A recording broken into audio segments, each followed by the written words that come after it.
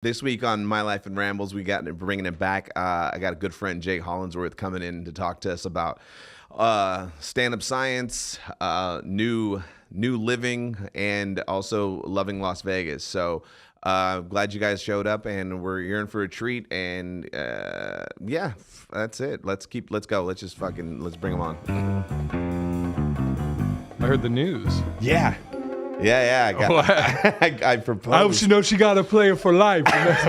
Dude, that's what she said. She was like, she was like, I don't know, man. You're a player for life. And I was like, you're tripping. I was like, what are you talking about? Like, no, I love you. And it's crazy too, man. Because I got really lucky with finding a ring and finding all this stuff, and she really liked it. She was really like flipping out, and she's still flipping out. Like it, I did it 2 days ago, and she's still flipping out. Yeah, and then she called Angel, and now I get to hear about that. You know, they got engaged. And they've only been together for like 3 years. No, but we'll probably never get married. Me and Angel. It's all right though. I mean, you know, like certain stuff with insurance and, you know, some of my weaseling maneuvers. I got to be single. I can't be. Yeah. She knows. But how did you propose? What did I do? What happened was, I was on the road this past 2 weeks, and I was going into I was on the road past 2 weeks. I was trying to sell the shirts to make up money for the ring, and so you were already, it was in your head you were going to do it. Yeah. It's been we talked about it for a while, like, you know, like, and you know, nothing big, nothing crazy, just nothing extravagant, just kind of like, you know, we want to do it just and do it, and so I bought the ring. She didn't know I bought the ring, and I bought it like in the Bay Area. And so I had it on me, and I was scared as shit because Bay Area is terrible now. So I didn't leave it in the car. You're taking it on stage, everywhere. And then so, you know, I have all the merchandise, the shirts I'm selling, and I was like, yeah, let me hawk these even harder. And I was like, I'm gonna tell them, hey, you guys, you know, gonna propose to my girl. At the end of the set, I go, I'm gonna propose to my girl. So if you don't like the joke, you know, buy it for love, because it's jokes on the shirt. And so I sold out of my shirts, all of my shirts. I even had to get a second order. I'm just gonna start saying that. Yeah, dude. You should do that from now until you die. Yeah, every that's time. The move. Like, guys, I've been with my girl now going on 30 years. I just want to really get this ring. Dude, it was a trip. And then but I forgot. She wanted to see the video of the set. Excuse me. Yeah. So she wanted, because I've been working she wanted to see what? The video of the set, because I recorded it. Oh, of this? Of this past weekend. Oh, gotcha. She wanted to see that, and she was like, I want to watch your set. And I was like, cool, because I don't want to watch it. You tell me what, because I've been working on a lot of stuff that like involves her too. Like some of the things, like I have this one. That's the thing too. I wanted to have you on too, because the stand-up science, and we love talking about the. So it was this joke I've been working out, and you know. But at the end of the set, it said, I go, hey, you guys, I'm proposing to my girlfriend in 2 weeks, and I went and rushed and pressed pause, and I was like, never mind. Oh, and she goes, what was that? And she heard me and thought I said, I'm going to propose to you guys to buy this shirt. Oh. That's what she thought. That's later on when I found out what she thought. But I go, she's really good at watching shit and figuring out. I can't watch like scary movies, or I can't watch detective movies with her, because she'll figure it out and yell it out. And I don't like to theorize. I'm just like, let me be in it. Right. And so she likes to theorize. She likes to figure it out. And I'm like, fuck, she's going to figure this out. It's going to click.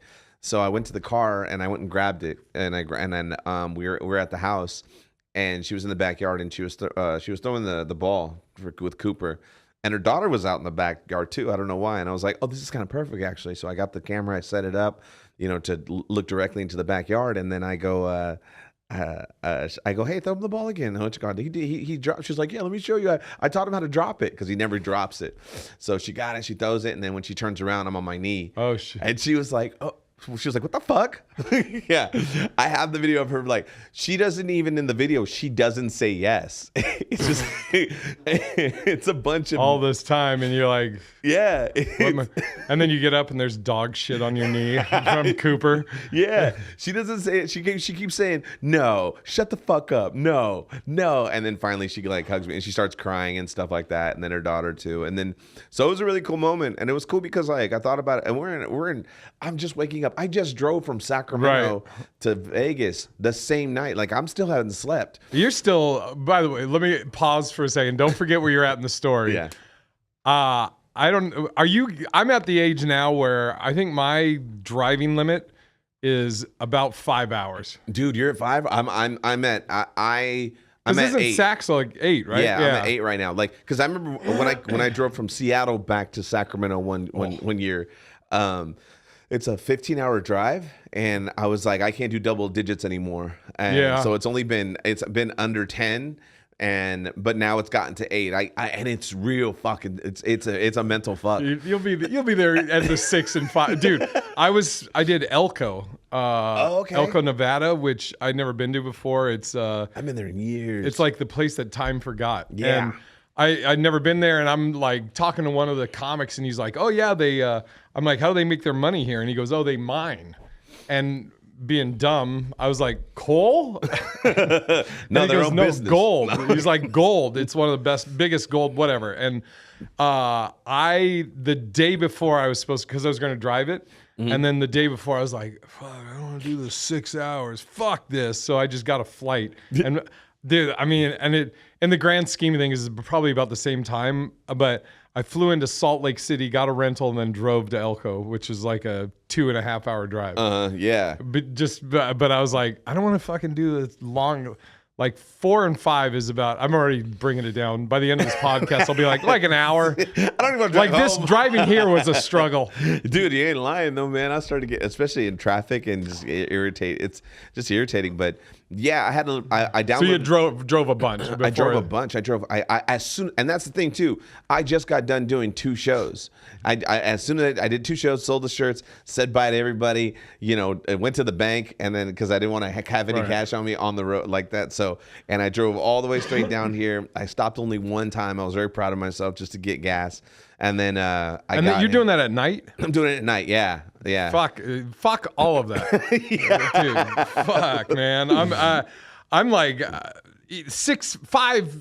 1 hour during the day is enough for me. I'm like at night is the worst because you're just like zoning out and shit like that. For me, I love the night because it's like there's for me every time I hit like at 2 o'clock or 3 o'clock, the drunk hours, I'm in the desert by that time, or I'm in like deep. So I'm not in any city, so I could just fly. And you podcast? You listen to podcasts? I listen to podcasts, and Libby is D. Tyler's a comedian that from Sacramento told me check out Libby, and Libby is an app that it's connected to the libraries. So they have unlimited audio. Did you say libraries? Libraries. Did I say well? You said libraries. And then you get in an accident, you call it ambulance. An ambulance. Yeah. All right. Sorry. It's connected to libraries, Libby. All right. Yeah. So then they have a whole bunch. It's all free audiobooks. Oh shit. And so I listened to Ready Player One because I hear the book is way better than. And I got probably chapter 5 or 6. But there's been a lot. I listened to this other book about serial killers. The dude that did Mindhunters. I listened to that. Oh, it was really good. Yeah, both. I listened to both of his. He has a couple of them. One's called Killer Across the Table, and that's the one that's more like Mindhunters, the TV show. And then I also listened to Mindhunters, the book that he had. And that one, it's more of just like him coming up through the rankings and wanting and becoming the profiler, as opposed to like the other one. I guess you could say it's a mesh of both of them for the TV show, because I really want the third season to come back. Yeah. Oh, dude, I love it. And I realize I keep cutting you off, and like we get sidetracked. But you were saying you had proposed to her, you had been driving, you're not on a lot of sleep. And she kept saying, "No fucking way, fuck off, no fucking way," all that. Yeah, and it was like, and I was like, "No, this is serious. I'm for real." And she was like, "Oh my God, are you?" And then she just was her and her daughter were crying a lot, and it's such an interesting thing to like. like our job is to make people happy. Yeah. Because we make them with laughter and shit like that. So, but to make someone happy and overjoyed, just like crying and like, and I'm not good with women crying. Like I malfunction. I don't know what to do. I don't know what to do with that. I'm just like, Yeah. fuck. Like, let me talk to me when you get that shit figured out. I'm gonna go.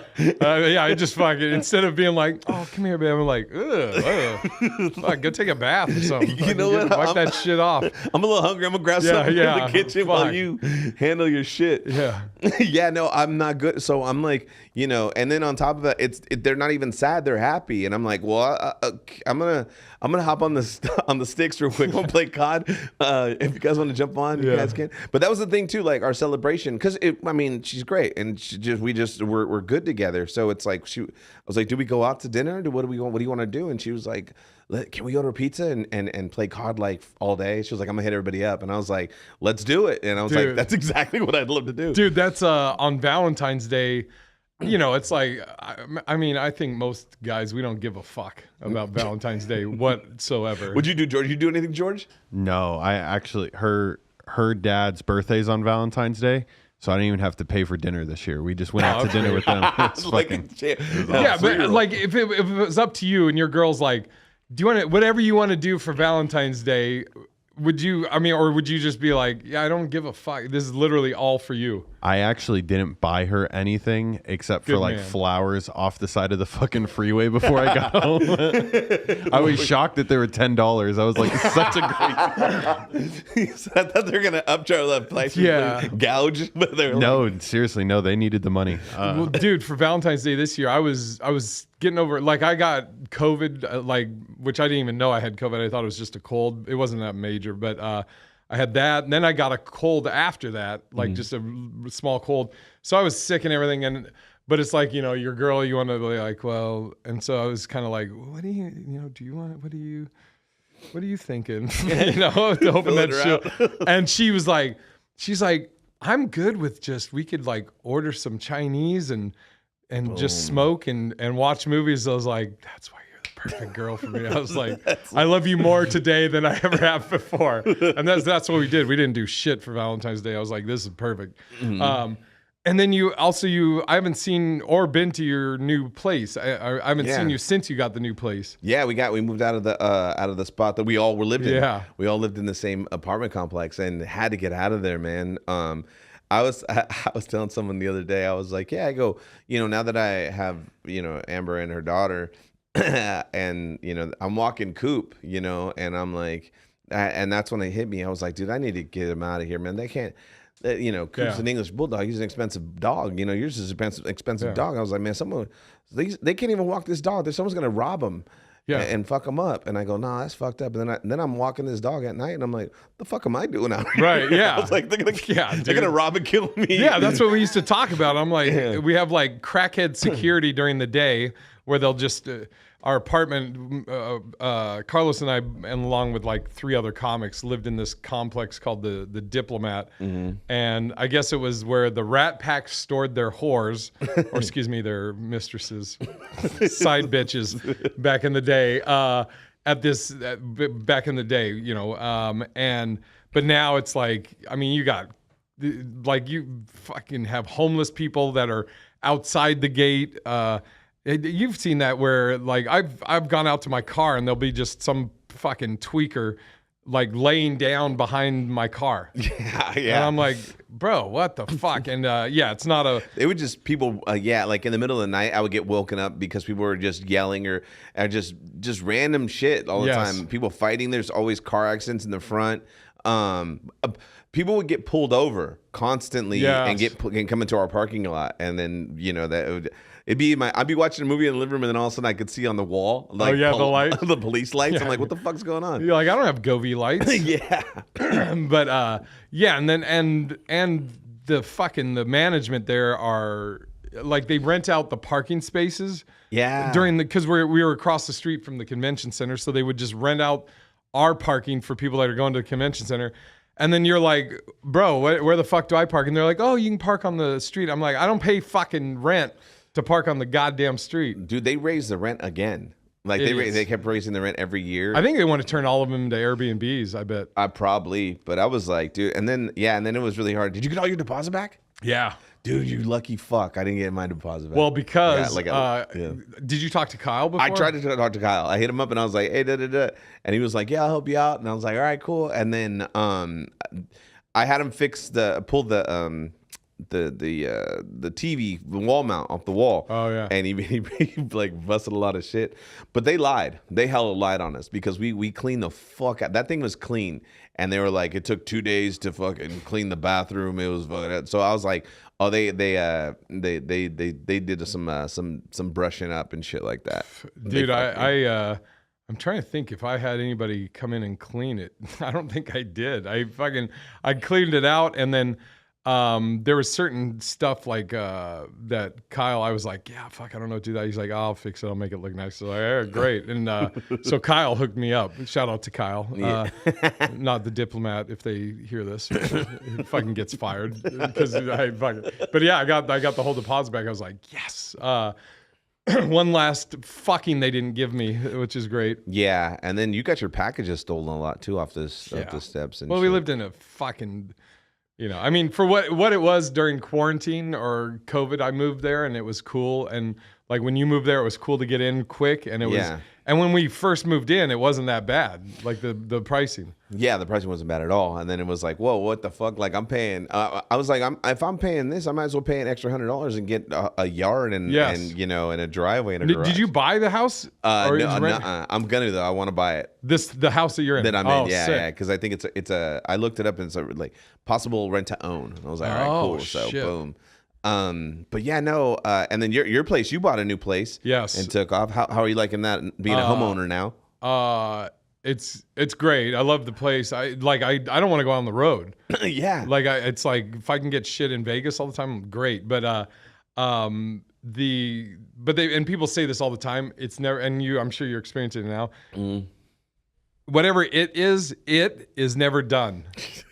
There's all, dude, and fucking Angel, she has she said the other day, within the next 3 years, she wants to put doors to the outside from our bedroom. Uh-huh. And I'm like, where are we getting doors from the outside money? What the fuck is, you're going to just, shit in one hand and wish in the other, but she'll have like all these ideas of things she wants to do, but then, or even if it's a project she's doing, but I end up doing it. Mm-hmm. Like she's like, oh, I'm going to trim the trees. And I was like, okay, cool. So she busted her ass and trimmed all these trees. And then about half of it she put in bags. And then the rest just sat in the yard for months. And then I finally just cleaned it up like last week. But that shit drives me nuts. Yeah, there's a tons of Are you guys all moved in? We're all moved in, but there's the garage that needs to be taken care of. And we're not. No, seriously. Well, no. Let me rephrase that. I am. Yeah, dude. We have the office / podcast room. It looks like a Office Max exploded. Like she won't. And it drives me nuts because I'm like, let's get this shit done. And I remember she said, like 4 months ago, she was like, it takes people like 8 months to fully move in. I'm like, fucking what? Invalids? What do you? Yeah, but I think that's a woman calendar because like I'm already done. I'm done, and that was same thing. Like, dude, I went the garage when I got home, and then yesterday I did it. I organized it all, and I was like, and I sent Amber a video. I go, hey, so. These are all your boxes, and this is my shit right there. There's two things, and it's like that microwave needs to be thrown away, which is getting done right now, and that is this shelf that I had. And I go, this is all your guys' boxes. I need at one weekend you guys go through one row and throw it away. And that's another thing too. I condense boxes. They had more boxes, and I was like, dude, okay, all right, hold on. Yeah, this is just gonna be a bitch fest. This episode. Well, Amber got sick during the move. Yeah. She got the flu. And as soon as she said she got... Smart, Amber. Good excuse. Yeah. As soon as she got the flu, I go, fuck. I'm gonna get it too, and I need to hurry up and move this whole house before I get it and I can't move. Because like, dude, I'm the biggest bitch when it comes to getting sick. I'm the baby. Like It's can't. not just when you're sick. no. All right, go ahead. Yeah, no, for real. And I was like, so I started moving everything, all the boxes. They had already packed everything. I was on the road, so good thing they packed everything in boxes. So I'm going up and down the stairs by myself, loading both cars, taking it here, unloading it, and then why didn't you hire some of your cousins? I ended up having to hire some fools. They're not out here though. Oh fuck. And then so I was like, I go fucking went all over there, did that, and I was and then after a while when we started opening up these boxes, I was like, we didn't need to bring this. We didn't need to bring that. We didn't need to bring this. I busted my ass going up and down those goddamn stairs for at least 7 or 8 boxes that didn't even need to come. It's just a box of weights that are all rusted. No, like it was stupid shit. Like there'd be a box of blankets and there'd be like 2 blankets in there. And I'm like, you could have put other shit inside here. This is just this was a whole trip. Right. A whole up and down fucking stairs. Oh, I'm upset about it. My knee gave out and shit. And how many floors is your house? Well, now when I brought it in. Gotcha. Yeah. But when we moved out, we were upstairs. You have 1 floor? Yeah. Just how great is it? Yeah, the ranch. Dude, when I was looking at a house, at houses, I specifically wanted something 1 floor because I remember, and I don't know if I'll have this house till the day I die, but I remember my dad had this huge house. It was like, I think like maybe 5 bedrooms, but it had upstairs, and his bedroom was upstairs, and I just remember seeing him as an old man, a bum knee, going up those stairs and coming back down, and I was like, fuck that. I'm never going to deal with that. So I just want 1 level, and I love it. I love... George's dad played for the Patriots. Oh, shit. Yeah. Yeah, split end. Yeah, I don't know how, he didn't talk about it much because I think his career didn't go as best, could have. As he wanted. Yeah, but... I got his contract. It was like $11,500 for 1 year. Jesus. Back in like 61 or 62. God damn. Damn, yeah. That's crazy. And definitely doesn't afford a single story. Yeah. I was gonna say too, it's hella funny because so you're talking about Angel and she's awesome, and it's funny because we're talking because you do a bombing podcast. Yes. Yeah. Boo. Boo. Yeah. Fucking boo. Yeah. And your first date, I was there. Oh, yeah. You know what's crazy is like when we're telling people the story about our first date, which I'll tell you here in a sec. Thousands of listeners. Well, so we met through online dating, Hinge app or whatever, and she so she was going to come to a show and we were going to hang out or whatever, and the show was a cancer benefit for our buddy Spiro's now she's passed away, but his wife who had cancer. That'd be weird if it was a cancer benefit and she doesn't have cancer. Sorry. Can't turn it off, guys. Sorry. And the show was a cancer. It was fucking awful. It was it was 2 shows, right? 2. We had to do 2. Yes. Yeah, and and one of them was just, I think it was just all us comics, and then the other one there was like somebody that worked at Cirque du Soleil that was like an acrobat or some shit in the front row. The lady. Anyways, it wasn't a good show, and like all of us kind of just went up and we're just like talked about how horrible this was. I said it was. We in the years to come we would talk about that show like Vietnam vets talked about Vietnam. Yeah, like man, we've been through some shit together. But when I tell people, if I'm telling the story, I'm like, yeah, our first date, she came to the show and it was a fucking awful show and it was horrible. And she's like, I didn't think it was that bad. And I'm like, well, you're the one. Yeah. Dude, I was just, and then I had to go last, and I was just like, this is terrible. And then it was so bad. No one was listening. People were walking in and out. And someone delivered a pizza at one point. It was so bad. And the thing about it was too is like the whole it's fun. It was, what was it at? The Raven Club or some place. All I know is it's across from Denny's. It felt like the room looked like it was inside of a barrel, like a wooden barrel, and it was not. Just a shit show. That was so funny. I remember going up and being like, I turned to Angel and I was like, hey, don't judge him off this set. Yeah, that's right. I remember. I was like, You're like, still bang him tonight. Still bang. Yeah. He's a great comedian. Yeah. Go, all right, thank you, sir. Oh, thanks. Right on. Yeah, I'm killing the water. Thank you, sir. Yeah, and then we've been together since, for the most part. Yeah. Yeah. Yeah, her daughter's staying with us right now, Amari, and she's she models in LA, but she's thinking about moving out here. Oh, really? Yeah, I love Vegas. Dude, it's awesome. It's good. Did you? I think you posted a picture too. Didn't you post a picture of like the Vegas skyline and you said something like "my city"? No, that wasn't me. You. Fuck. No, somebody did, and I was, but yeah, growing up, I mean, you know, I've lost a lot of weight now, but growing up, I always hated the heat because I was a fat fuck. So I would just, you know, it'd be like 70 degrees. It's hot as fuck. I'm sweating my ass off. But so at any point, if you ever said, oh, you'll move to Vegas and you'll love it, I'd be like, you're out of your fucking mind. But I love it. It's you have anything you want to do, you can find a version of it here in Vegas. You know, it's we don't live on the strips now, so it's I love Vegas. It's great. I do too. It's got a nice hometown feel to it, and it's just very chill. And yeah, when I first got out here, it was very like it was fun, man. It was fun to be in that apartment complex. So for like, you know, like the college years, I guess. Yeah, you could say. it was like it's like a dorm. It was like there was 8 comics at one point altogether in that fucking thing. 7 comics, and then there was a guy, Ty Rivera, but there were 7 comics living there, and then some dude named Ty Rivera.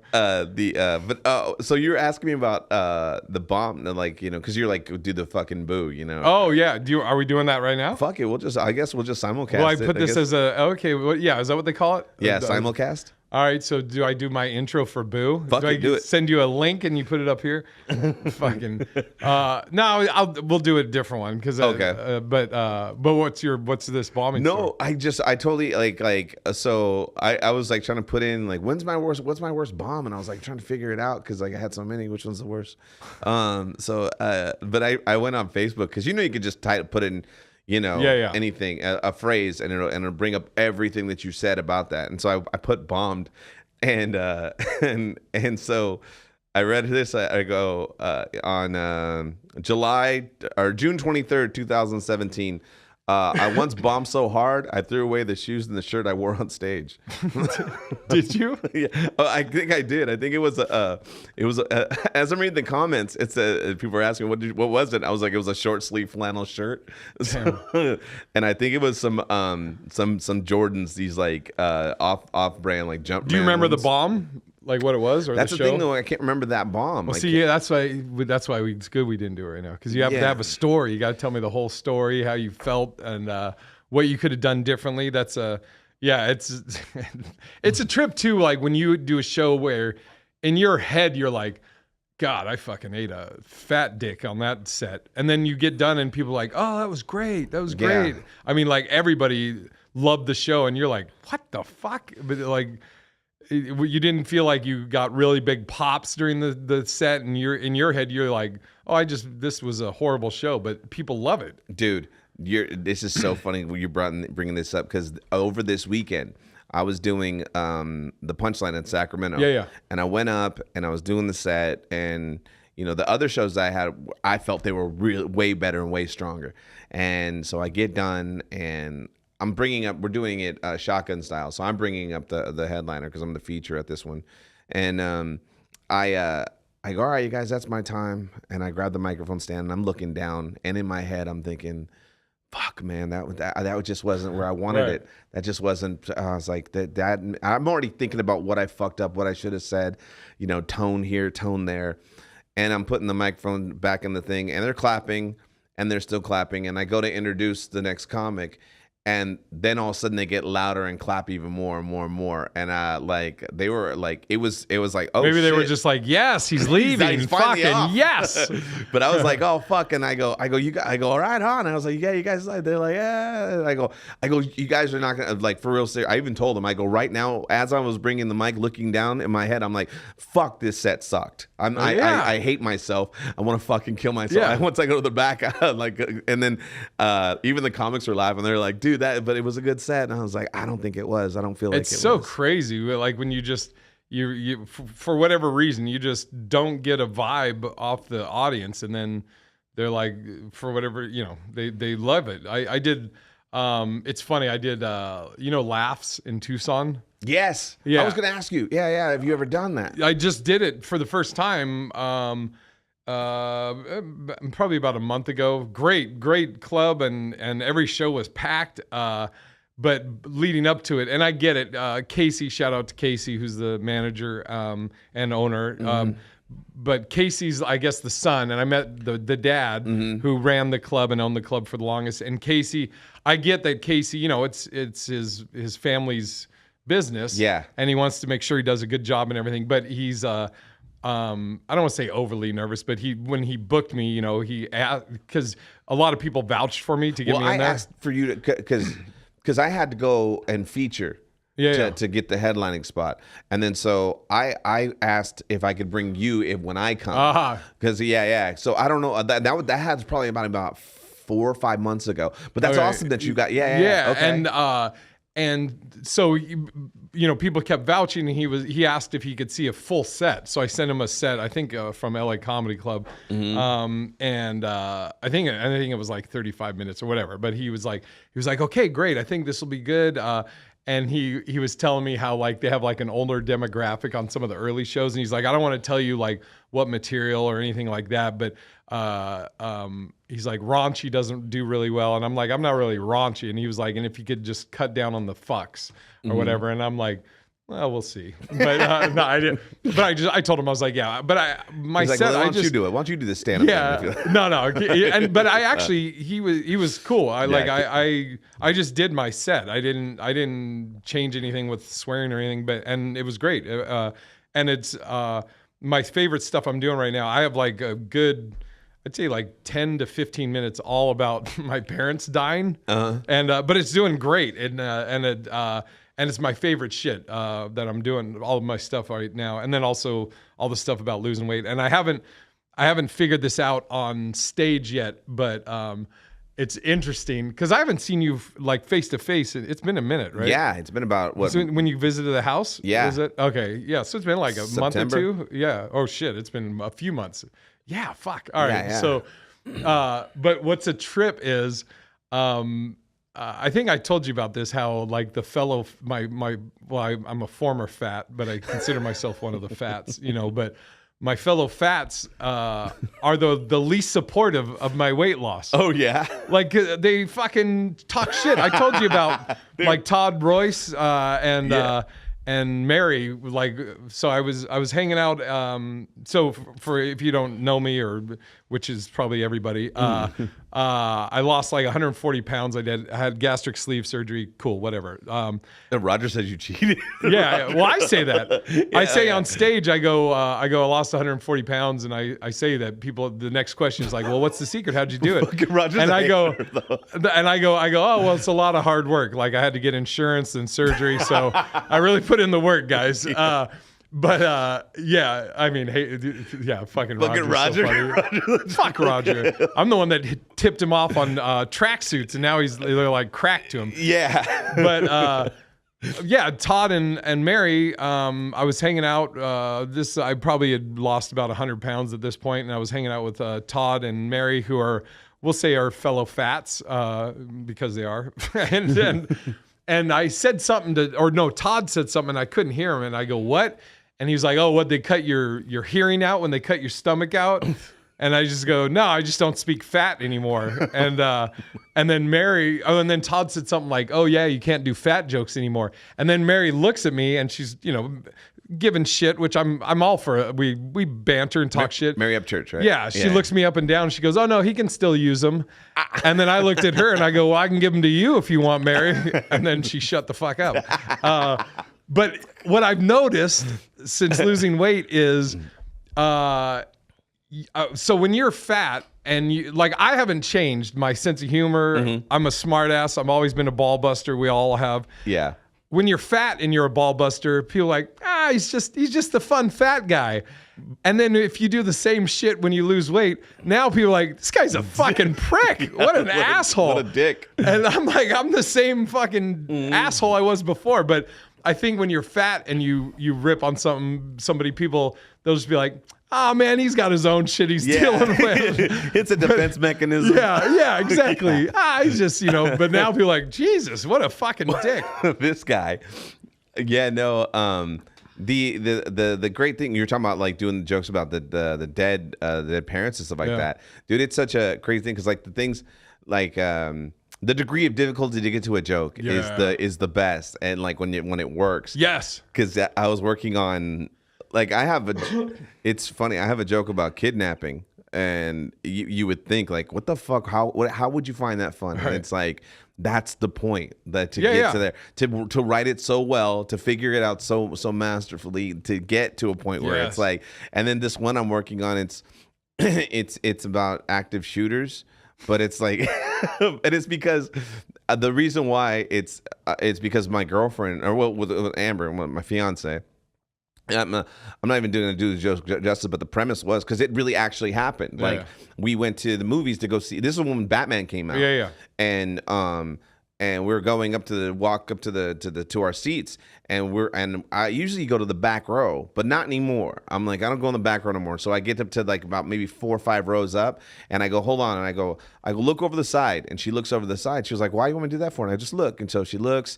And then she goes, what? And I go, do you think you can make that? Oh, the jump? Yeah, do you think you can make the jump? And she was like, why? Do you want me to, like what for? And I was like, just in case some shit goes down, I need you to already be mentally prepared. Like, I got to make this. I don't want you to see it and be like, oh, fuck, I go, every second you waste is a second I get shot. Yeah. And I'm like, like, I already thought about this. I go, I'm not trying like to be a hero, but I don't want to tell your parents like why I left you.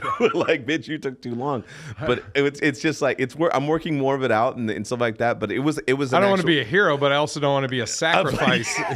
Yeah. I don't want to be a human shield either. So it's fun because it's like, dude.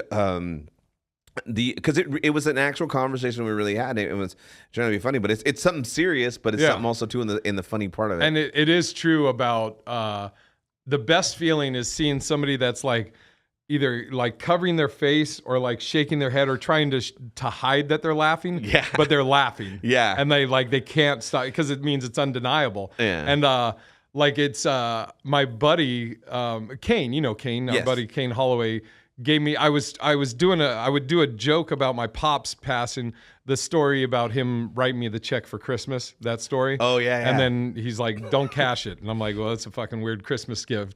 But I would tell all that, and then I get done telling that joke. And the way I set that up is before that, I tell the thing and I go, yeah, my dad said this, people laugh. And I go, yeah, my pops, he passed away last year. He was like 85, 90, blah, blah, blah, right? I go into this joke about, and then at the end of the joke, I'll say, I'll go, yeah, that's for you, Dad. I put and everybody starts immediately. I point to the sky and they'll be like, oh, and then I go, or there, and I point down below, wherever the fuck you're at. Yeah. And people immediately like, whoa. And then Kane because I couldn't figure out how to transition from talking about my pop's death and then my mom's death because it almost felt like, Jesus, this is just death nonstop. But Kane gave me a great tag where I say, after I talk about the pops dying, I go, yeah, and when my dad died, it was really difficult talking to my mom about him passing away because she had died the year before. And then people laugh, and I go, yeah, she didn't really have much to say. And then as I start the joke, all the stories about my mom, because the whole experience, death is just, there's all these emotions you go through. There's sadness, there is some beauty in it, there's comedy, all that.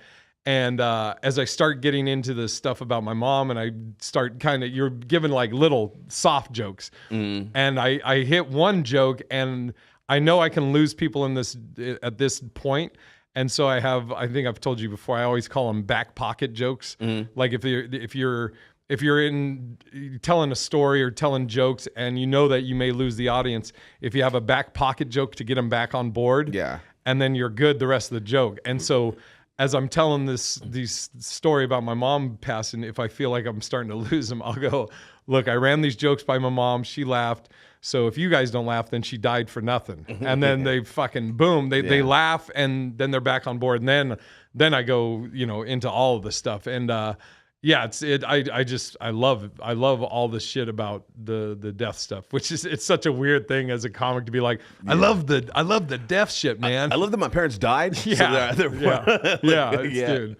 It's it was been fun, man, too, because like I was on stage having a blast because besides that one, I was mad because I was in this like nice little spot where I was kind of just like, just talking. Yeah. And it was hitting. Boom, boom, boom. I like when you get to the point where it's like you're super comfortable and facial expressions are getting laughs, gestures, pauses, and like everything. It was boom, boom, boom. And then that's where I was at this weekend, and I was having a blast and writing more and more and getting way more comfortable with a lot of topics that people will get uncomfortable. Because the whole thing too that I like is the building of the tension. Yes. And then the releasing of the tension. Yeah. Once you release it, they're like, oh my God, I did not know where you were going with that. Yeah. But now that you said that, that's so funny. Like you said, they put their head down. That's the best is when you just see people just going, Jesus they're like, Christ. why but they're like dying laughing. Yeah. It's the best.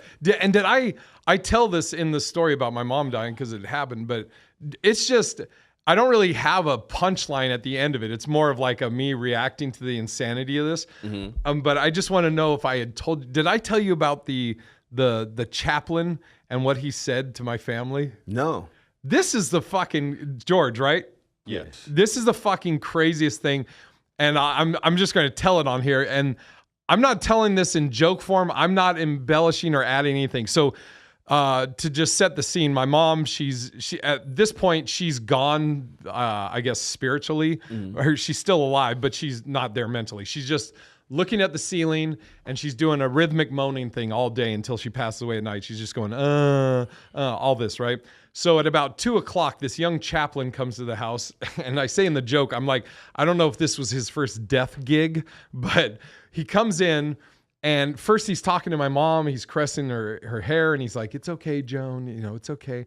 She's fucking gone already mentally. And the whole family's around the bed. Now he's still caressing her hair, but now he's talking to all of us, the family. And then this is what he says. He goes, okay, family, so what your mom's doing right now, this is what's called actively dying, which will then be followed by what's called a death rattle, and then she'll pass. And then he says, but keep giving her encouraging words, guys, because she can still hear you. And I was like, so she just fucking heard everything you just said? You fucking psycho, man. I'm like, why don't you? Like I said, I got to get a punchline for that. But in the thing, I'm just like, you fucking, I'm like, why don't you just whisper in her ear? You're ticking down, bitch. It's so crazy that you would say that shit right in front of somebody. Followed by a death scream. Yeah. But that's silent in her head. And death rattle is such like an aggressive. I'm like, can we like soften that? Like, oh, she'll have a little death shimmy. You'll hear her spirit leave through her vocal cords. Dude, it was the wildest thing. And I haven't, and I like the only time that joke has not, like that whole chunk has not done good is I was doing a gig for Kathleen Dunbar, and there was Kathleen. A couple. She's so funny. Oh, she's the best. Yeah. Fucking Kathleen Dunbar. I call her Cuntleen, but she likes it. She's an old crotchety bitch. Yeah. I love her. I say that in the best way. I couldn't love her more. Yeah. Fuck, what was I saying? I was doing one of her gigs, and there was a couple, husband and wife, and the husband, all the death shit, loved it. His wife was kind of like shaking her head, and she eventually left or walked out. And afterwards, I was talking to the husband, and he was like, dude, I loved it, but my wife, she's a hospice nurse. And so I'm like, well, it wasn't her fucking mom. It wasn't her client. It's my mom. It's my story to tell. So fuck it. Yeah. You know, I'm like, she'll be all right. That's what I told him. I take offense because I deal with that every day, and it's like, well, then you should have more sense of humor than anybody. But the ER doctors and all those guys in the ER, like they have the craziest, the darkest humor. The darkest humor. Yeah. So I'm like, it's fine. I had a buddy who his name was Josh and he Vigil, and he used to he tried to do stand up for a little bit, and he dabbles in and out. But he was a ER nurse, and he was like, dude, it's some fucked up shit, bro. We laugh at the worst fucking shit. I wish he was an ER nurse. Okay. Fucking, fucking so stupid. Fucking boo, I'm bombing on this. I was like, we'll edit. Yeah, ER. No, and then what was it? I was gonna say too. What was it? I was gonna bring something up. Well, you did the dad jokes, so that's kind of like for all deaf. Yeah. But there was something else too I wanted to talk about. Fuck, that you do or that you did. Game show? Man, fuck. Well, you did a game show? Yeah, I worked on a game show for like 2 years in LA. Funny You Should Ask. That's the name of the game show. Was Funny You Should Ask. And we used to joke that it's where comedy goes to die because we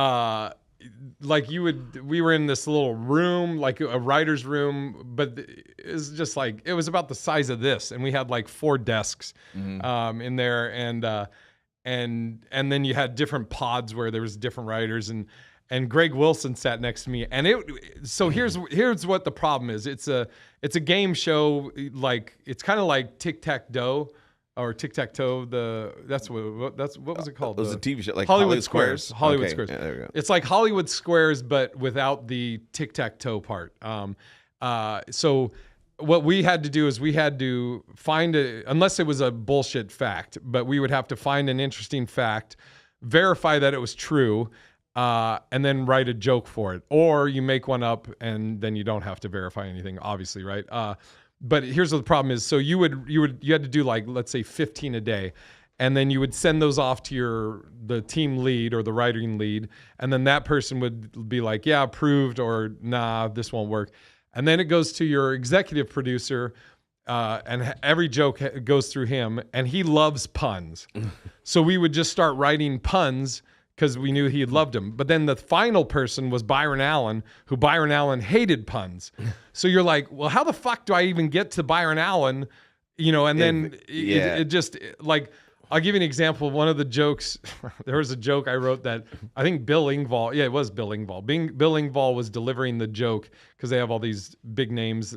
Not that necessarily Bill Engvall's the biggest name, but bigger than me. So, and he stopped and said that this joke was genius. Keep that in mind. It's not. But the joke I wrote was, which country leads the world in electric cars? And the joke answer was, mad at gas cars.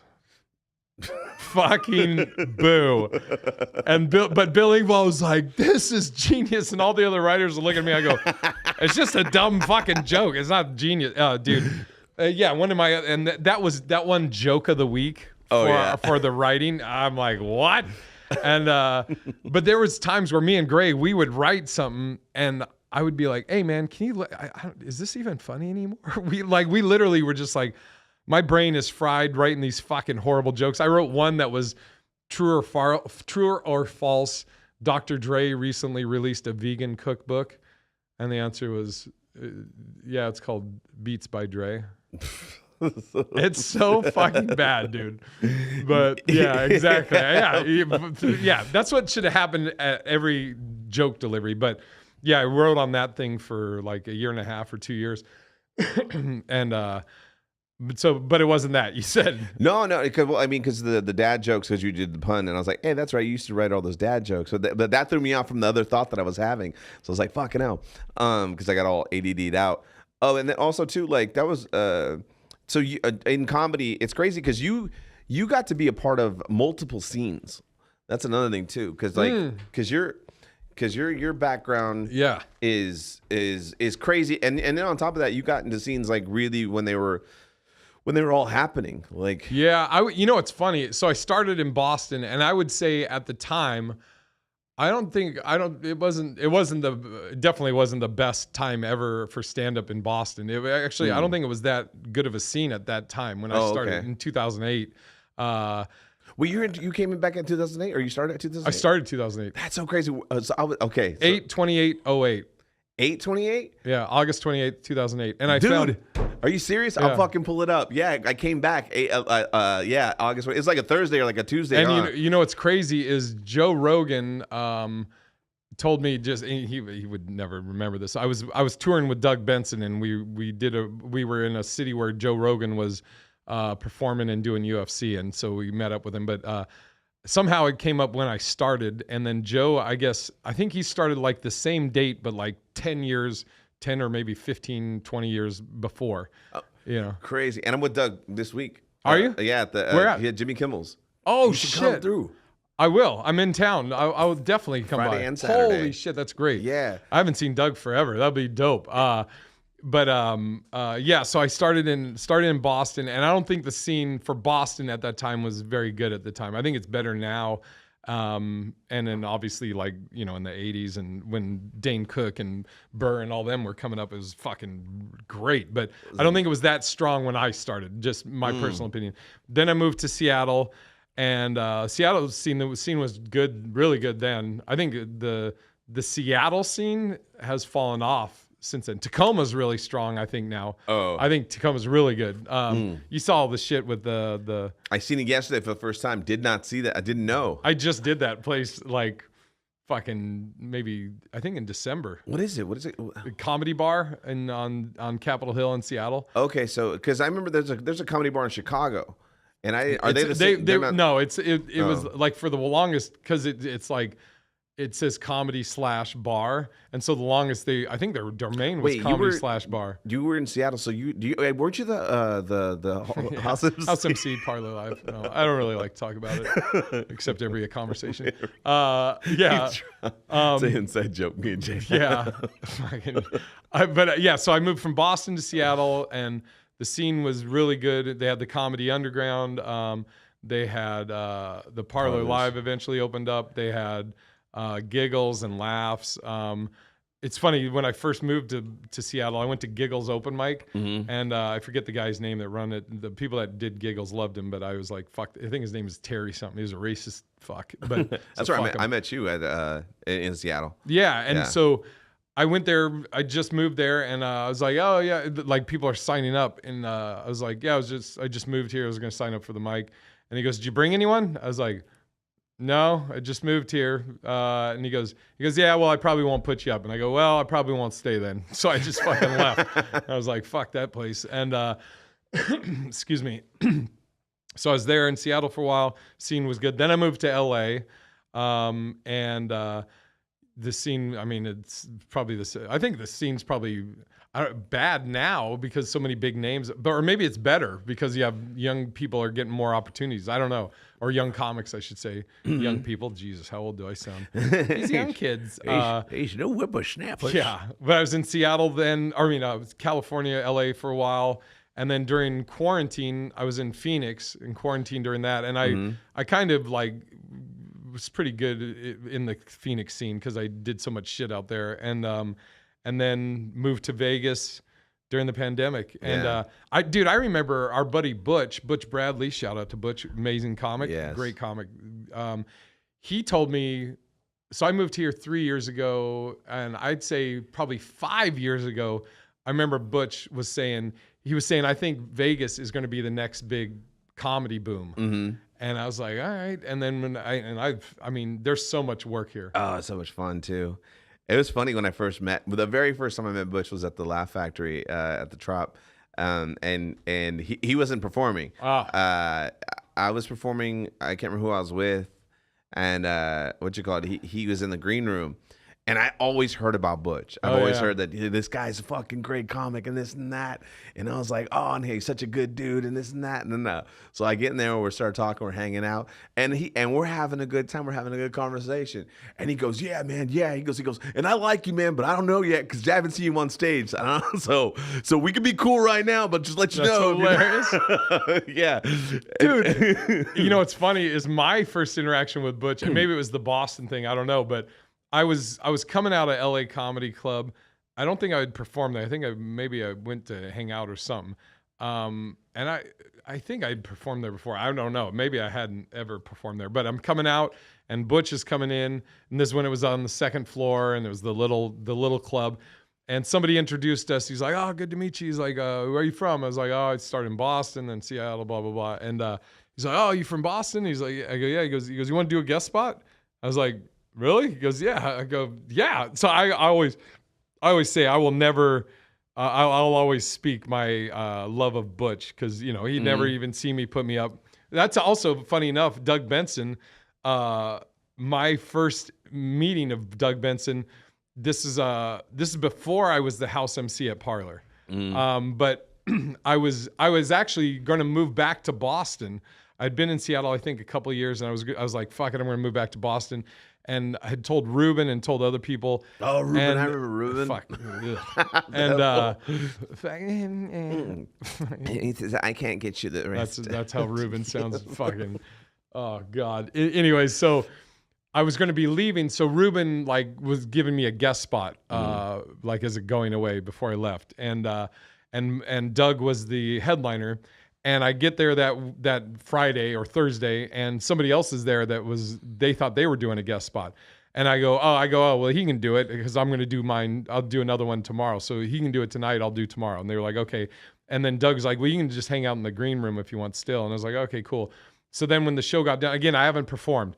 When the show is done, Ruben asked me to kind of escort Doug over to the hotel. So I was like, all right, cool. So I walk him over there.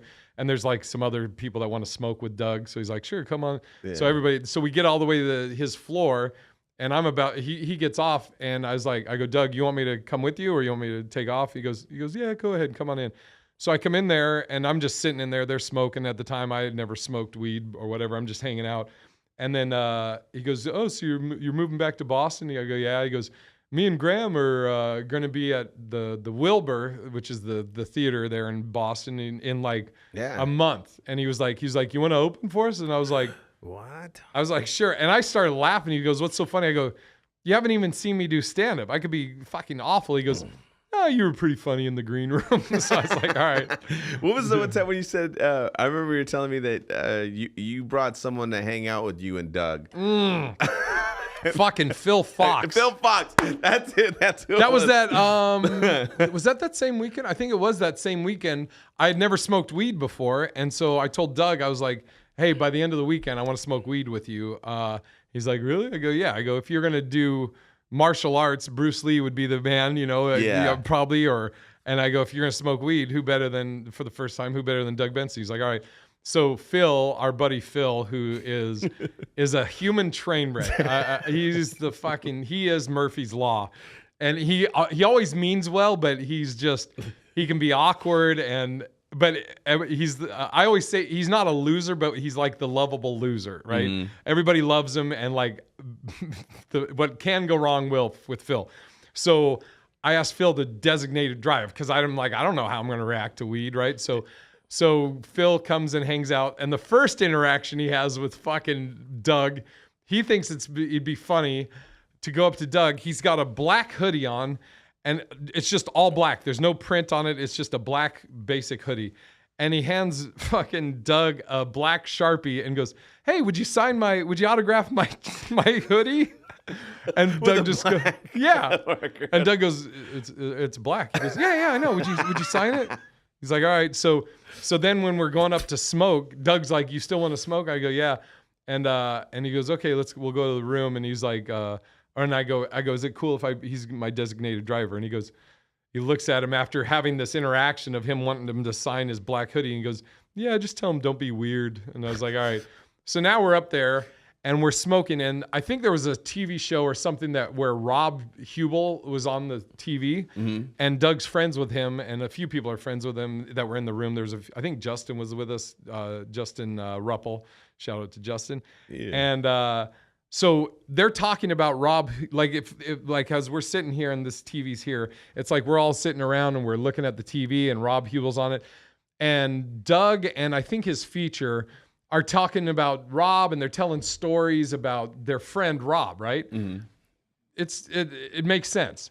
I can, even as I'm high, I can feel, I can feel Phil next to me, and I can feel his energy just like, oh, I gotta jump in. So when they finish talking about this person they know, Phil jumps in with some story. I don't remember what the story, it has something to do with Rob Hubel, but again, even high, as he's telling this story, because now it's going on like minutes. It's taking a while. Even then, I'm in my head, I'm like, I hope this has a fucking good ending, because this is a lot of buildup, and it does not. He's going for like 5 minutes. And it's like, blah, blah, blah. So yeah. And that's the end of the story. It's dead silent. Doug looks around the room and just goes, well, that ruined the evening. Everyone's got to go. Goodbye. So, and then we literally all got up and fucking left. And then the rest of the day feels like, you think Doug hates me? I was like, man, Doug will never think about you ever again. Yeah. Fucking Phil. We're going to probably wrap up really quick. But I was going to say this before we go, this just one last anecdote or story. Because you mentioned Justin Ruppel. Yes. And so, George, me and Jay love flicks. We love watching movies. Oh, God, I know what you're going to say. we love watching movies. So, Justin Ruppel, it's funny because when you're on the road, especially when you're up and coming and whatnot, like you do all these clubs and then you see, you'll see comics that come before you or after you in the posters or in the dates and stuff like that. And Justin was one of those cats that I always seen him and he always seen me, but we never met each other. Yeah. We knew of each other. So he was the original host at the Parlor Live. Oh yeah. So when me and Jay lived in the same apartment complex, I would go over his crib and we'd watch flicks and because we watch anything and everything. And like I was saying earlier, my girlfriend will figure it out and blurt it out, and but I don't like that. Or she'll get on her phone and start researching the movie as we're watching the movie. Angel does that shit. That looks up the IMDb. I'm like, do it out. She's like, I'm multitasking. I'm like, fuck, you're multitasking. Yeah, like we'll watch a true story or something that's inspired by it. And she was like, did you know they went to jail? They finally caught them. And I'm like, why would you fucking tell me the end? I'll murder you. That would be divorce. Yeah, dude. And but it was so funny because we're watching a movie that Jay's who was it? It was your friend that made it or some shit like that, right? Maybe. It was that martial art one? Yeah. Oh, Paper Tigers, yeah. Paper Tigers, yeah. Bao Tran, my buddy, old MMA friend. Yeah, and it was so funny because I'm watching the movie and I'm chilling and I'm very polite. I'm being like, whatever. I'm not. You're just watching the movie. I'm just watching. You're probably not doing anything. You're zoned out. We're enjoying the movie. Yeah, and then what happened, Jason? Because Justin keeps talking, dude. He there was like an actor in the movie that he was like, I don't know if this is exactly what Justin was saying. I love Justin. And Justin's like the nicest guy. He's so nice. He's a fucking sweetheart of a guy. And he sees an actor and it's something to the effect of he's like, oh, this actor, dude, he was in this other movie. And then the director of that movie, and he starts going on this long fucking story. And do you want to say what I said? No. But I was gonna say the two and the thing that makes it like I'm just getting to know Justin, and we're like, and I'm like, dude, I know what you're talking about. He's cool. This guy's cool, and you meet the other comic, and you're like, oh, this guy, fuck this guy. But I was like, oh, this is gonna be a genuine friend. This guy is awesome, and we're clicking, but him and Jay have had a relationship prior to. I just realized that I fucking just took fire to everybody because everybody caught something. So I go, as Justin's in the middle of the story, I just go, hey, yeah, so me and Carlos kind of have this thing where we don't talk. I'm just realizing right now that I fucking put the turd in everybody's. I was a shit to everybody. And instead of being like, hey, man, can you tell us afterwards? Because I I get distracted. I just go, hey, me and Carlos and Carlos just goes, what the fuck, man? He just caught us straight. He's like, I'm just watching them. Don't fucking throw me in this shit. I was like, don't fucking be. Even though it's true. Even though it was true, Yeah. I didn't want to fucking be mean to Justin but I was like, Yeah. because the one thing he was saying, I remember he was like, you gotta, he was like, when, and by the way, Justin's great, awesome. So check this out, George, really quick. He does impressions. You've probably seen him on TikTok. He'll do impressions of The Rock, and he teaches people how to do impressions. He did an impression of Liam Neeson one time for someone, yeah. and they called them. They said he was a director, a director of a movie. He's like, "Hey, I got this guy on. Here, I'm gonna talk to him." And he calls up Liam Neeson and makes him do his impression. And then he gets cast in Liam Neeson movies. Got a movie. It is the Hollywood story. Yeah, and he also does the voiceovers. So if Liam Neeson can't do his lines, he comes in and does them. It's a fucking crazy story. But yeah. And oh, sorry, what were you saying, George? No, you're just saying that's very impressive. And he's I'm not like outing him or anything because he's his last name is Ruppel. And he's in a throuple. Yeah. He's married, and I think he might be married to both of them now. But I know they've been together, all three of them, for like 3 years. And so one of the things he was saying, because he almost like apologized. I was such an asshole, but he was like, he goes, oh, sorry, I live with 2 women, so I hardly ever get to talk. So he's like, I'm just taking the chance. And I was like, cool, save it till after the movie. I love you, Justin. Shout out to Justin. Love you, Justin. You might recognize him because he's on America's Got Talent, right? Yeah, he was on AGT. Yeah. And he won he made that impressionist show with Dana Carvey. Oh, okay. I think he won it. Yeah. Justin's great. Right on. Well, he just talks during movies. Well, I guess that's where we're gonna end it at. Fucking shitting on Justin. Thanks. No, Justin's the best. I love Justin. Thanks for coming out, man. Thanks for having me. For joining up. All right. And this has been My Life in Rambles. Here's where the theme music comes in. My life's in rambles. And we're gonna clip that, and that's gonna be it for now.